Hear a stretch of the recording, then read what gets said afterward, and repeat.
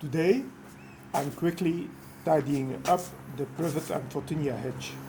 Both are tough evergreen hedge plants that you can easily trim in summer.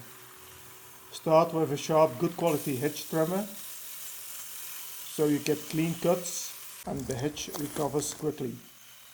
If you want very straight lines, stretch a string or use a button as a guide for the top and sides. First trim the sides, working from bottom to top, and keep the hedge slightly wider at the base than at the top. That way the lower branches still get enough light and the hedge stays dense. On privet, mainly remove the fresh green shoots.